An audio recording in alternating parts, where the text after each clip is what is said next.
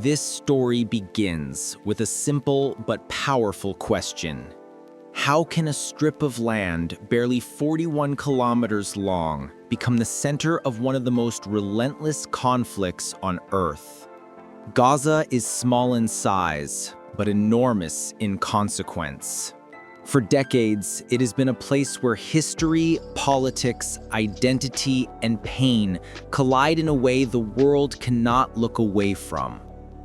To understand Gaza, you have to understand that nothing here starts in the present. This is a conflict built on displacement, fear, retaliation, and generations born into a cycle they never chose. Every headline you see today is the echo of a moment that came before. Gaza is not only a battlefield, it's a symbol of unresolved history stretching back decades. At the heart of the conflict is a population of more than 2 million people living in one of the most densely populated areas in the world. For them, daily life is a negotiation between survival and resilience. Electricity outages, water scarcity, destroyed homes, restricted borders. These are not rare events, but recurring realities. When the world talks about Gaza, it often talks about political groups, military operations, territories, and strategies. But behind every statistic is a family. Behind every map is a neighborhood. Behind every explosion is a child who has learned the sound of war before the meaning of peace.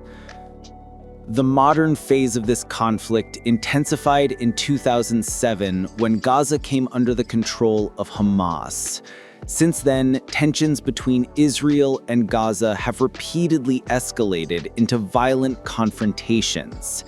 Airstrikes, rocket fire, ground incursions, blockades. Each round of violence leaves scars that do not disappear when the smoke does. For civilians, the war continues long after the ceasefire is announced. The broken buildings remain, the psychological wounds remain, the uncertainty remains. But Gaza is not just a story of destruction. It is a story of complexity. Political decisions made far from the region ripple into the everyday lives of ordinary people.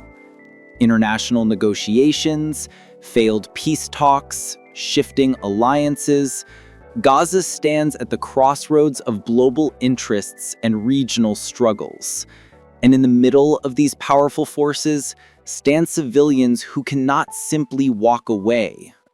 One of the most devastating consequences of the conflict is the humanitarian crisis. Hospitals overwhelmed, medical supplies scarce, humanitarian aid restricted, entire communities displaced. The world sees images of destruction and tragedy, but what it cannot see is the emotional weight carried by the people who live through it. Parents trying to comfort children during airstrikes, doctors performing surgeries without electricity, teachers trying to keep classrooms functioning in buildings that have no windows left. At the same time, Israel faces its own fears, rocket attacks on civilian areas, security concerns, and the responsibility of protecting its population. The conflict's brutality is not one-sided. Families on both sides live with loss. The pain is shared, even if the narratives are different. This is what makes the conflict so deeply rooted. Trauma exists on both sides of the border. Internationally, the conflict triggers strong emotions and political debates. Countries argue over aid, military support, ceasefire conditions, and accountability. Protests erupt across the globe. Social media amplifies every image, every claim, every moment. And yet, for all the voices speaking about Gaza, the people living there often have the least control over the decisions that shape their future. What makes the Gaza conflict particularly tragic is how predictable it has become. A cycle of tension rises, escalation begins, violence breaks out, the world reacts, a ceasefire comes, and life returns to a fragile normal. until it begins again.